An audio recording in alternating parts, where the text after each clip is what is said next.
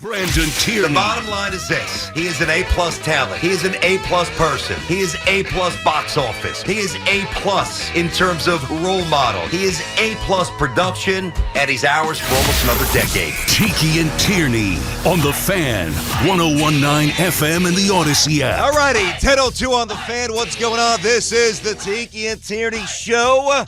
What's happening on this Monday, New York City? Hopefully everybody's doing well. 877-337-6666 is our number. As always, a lot of things to hit. Teak, I'm out here in Dallas. I'm in enemy territory. You are. I am, dude. I'm at the in-laws celebrating an early Christmas, and I was sequestered. I was locked in a hole watching the Jets and the Giants with my son while the entire family was watching them sweat out with the Texans.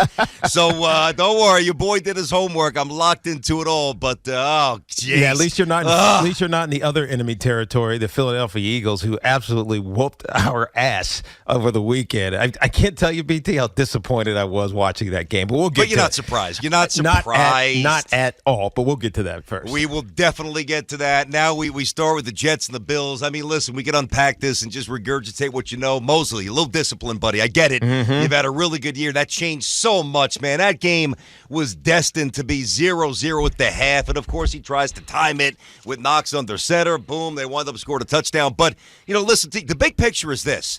Now, I don't know like where he would fall within the list of franchise quarterbacks, but I don't know, dude. I mean, if I got to tap the brakes, by all means, you tell me, and I might consider tapping him. But then again, I might not, because I watch Mike White play.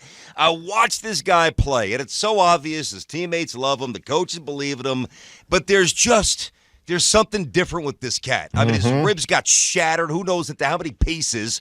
And he comes out, he throws a dime with a sick dot to Berrios after he takes a needle, I'm sure. When we thought he was done maybe for the year. Mike White's the quarterback of the Jets for the next couple of years, period. I got to tell you, BT, I know that Robert Saleh keeps alluding to the fact that Zach Wilson's going to get his chance to come back and be the guy, and he's working on the mechanics and fundamental, whatever he said.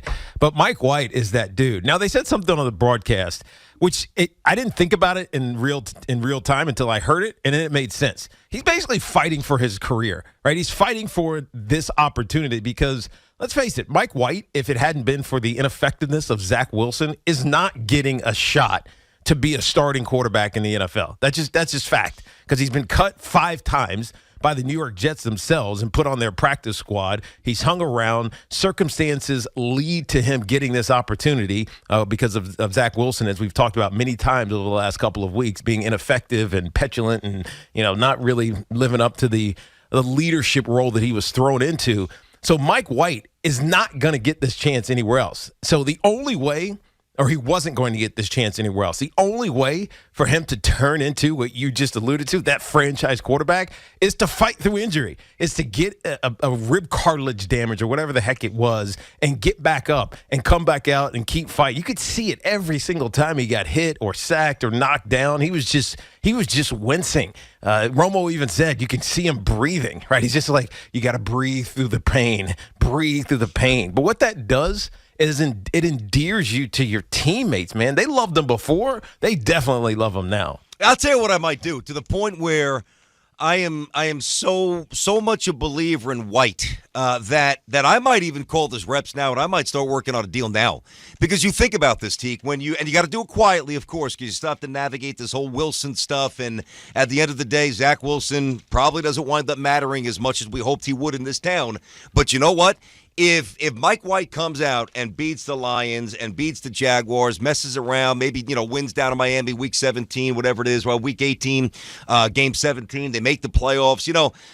The money, this is a very interesting financial point for Mike White, because he also knows, just based on the fallibility of the game, I mean, that shot that he took yesterday, that very well could have ended his season. Mm-hmm. So let me ask you this. If you're Mike White's, I think what is he making, $800,000 this year? Yeah, something like that. Right? So I believe it's below $1 million. If you are Mike White's camp and the Jets come, I don't know, I'm just throwing out numbers, 3 years, I don't know, $37 million, however much guarantee, whatever's palatable for the Jets with their books and all the other numbers they got to crunch. If you're Mike White, why in the world would you not sign that? No, of course you would.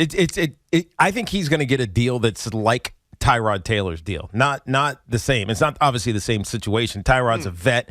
He's been around. You know, you're not expecting him to be your starter, but if you need him to be your starter, he can be your starter. But Mike White deserves a deal that is more than just chump change. You know what I mean? It's a deal that says he means something to this team. Just like Tyrod Taylor means something to the Giants, Mike White could mean something to the Jets and probably is going to be your starter next year. Because let's face it,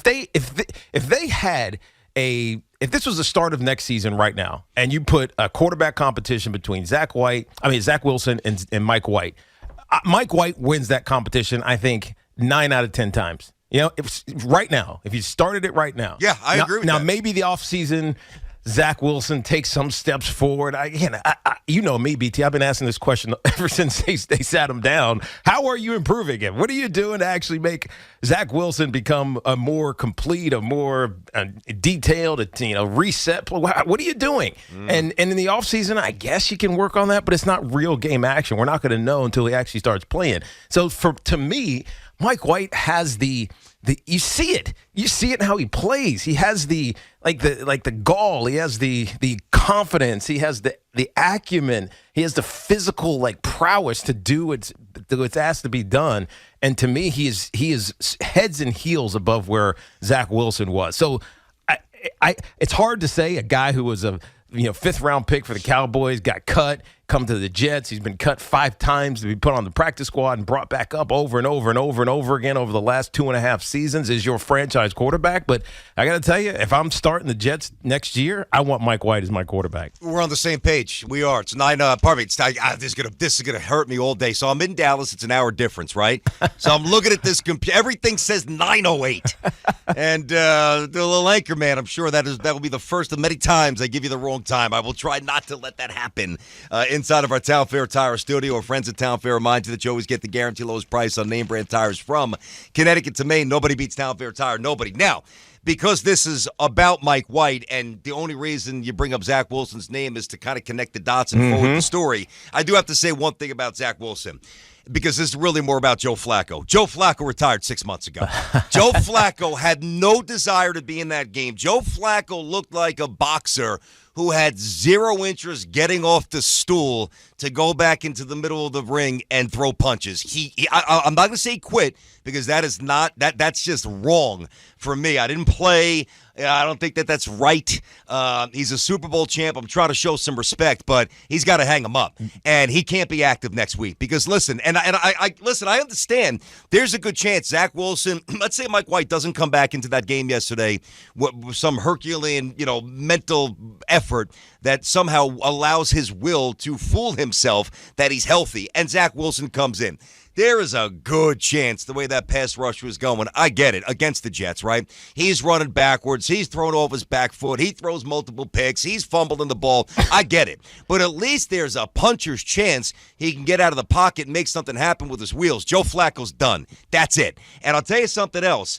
If Flacco is the number 2 quarterback again, assuming Mike White's healthy this week, okay, and Flacco's number 2, then the Jets have already made their decision on Zach Wilson, and he is unequivocally cooked with the Jets. He's got to be in uniform. Yeah, otherwise they have zero faith in the guy. I saw your tweet about this, BT. 1 week or one week down, or maybe even 2 weeks down, that's sending a message that, Zach, you got to get yourself right before we trust you again. But it's now going on. The next game will be 4 weeks. It'll be a month where he's been inactive, and that's sending a deeper message, more like, we don't want you, and maybe we're trying to move you someplace else. Because there's no reason that Joe Flacco should be your backup quarterback right now. Zach Wilson, even if he's flawed. Because think about every other backup quarterback in the NFL. I mean, Brock Purdy, notwanding. Aside. Yeah, exactly. Yeah. Every backup quarterback in the NFL it's usually a project, right? It's usually somebody who's a little bit flawed in some regard. There's a reason. Think of the Brian Hoyer years up in New England. Brian Hoyer would come in. He'd be like halfway okay, but mostly terrible, right? He wasn't there to be the guy. So if Zach Wilson can't be that guy behind Mike White, then something is seriously wrong over in Florham Park. Okay, so here's a little fear I have, though. And, It's not like the NBA or really any sport, baseball and hockey as well, where you've got a core and you could assume, all right, these guys are under contract, they're young, they're ascending. We've got a nice youth movement here. We've got guys with conviction, with heart, with passion, with aptitude, with IQ, which, by the way, the Jets have. But the problem with the NFL is that it really is a year-to-year proposition because you just don't know who's rupturing Achilles, whose knee is going to blow out in camp. You're just going to get crushed. It just happens. So as much as this year has been kind of galvanizing for Jet fans, and really up until the last couple of weeks, Giant fans as well, after this decade of football hell, I got to tell you, man, the Jets are leaving wins on the table. They should have beaten the Vikings. They had a real chance to beat the Buffalo Bills. So here we are. It's a delicate mental juggle here because you're, I don't say proud, that's almost like corny, but you are kind of proud of this unit. This offensive line has been, blown up to smithereens. Multiple players hurt. They just find guys off the trash heap. They fill in. They do a decent job for the most part. You lose one of the most explosive rookies the Jets have ever had in Breece Hall. You got a rookie corner. You got a rookie wide receiver. You have a backup quarterback. And here you are. And it's so fun to watch. They played with such heart yesterday, and they were so resolute outside of a few moments. And by the way, I'm going to say this. Benengo told us a week or two. I kind of laughed at him, and I still don't buy this. Jets absolutely got hosed a couple of times with the referees yesterday. Absolutely. Now, I'm not one to think that. Yeah, conspiracy theory. I'm not either. And Benengo was kind of saying that. Well, then Joe joined us at 11:40. Joe was saying the Jets always get hosed by the refs. I don't really see it that way. But yesterday, there were a couple of calls. I thought that could have certainly gone the other way, which bothers you. But, Teak, they've left at least 2 wins on the floor here. And I don't know if they're going to make the playoffs, but this should be a playoff team. They are good. Yeah, I think they're good. It's gotten to the point where it's not the cute story, right? We'll get to the Giants in a second, but that was a good story, and it's now imploding. But we'll follow it up in a couple of segments here with the New York Giants. But for the Jets, it's never been that. It's been this team has talent. And now we didn't see it right away, but eventually we saw how good this team was, especially defensively. They've ascended to one of the top 5 units in the NFL. The offense with Mike White can be explosive. He can push the ball downfield and really I hate to use the word because it's overused, but unlocks like this wide receiving group in a way that we just didn't see Zach Wilson doing. So this isn't like a cute story. This is a good team that should be winning games. They're just they're still learning how to win tough games against tough opponents. Because let's face it, they held Josh Allen to pretty pedestrian numbers twice yesterday. Both games. Exactly. Both games. I mean, it's hard to stop him running the football. And it's just, I don't know. I mean, he's just hard. It's hard to stop Josh Allen as a great runner. Player. But from a quarterbacking standpoint, I mean, he was ineffective. He was, under 150 yards. He missed some throws by about 5 feet. Right. They do a great job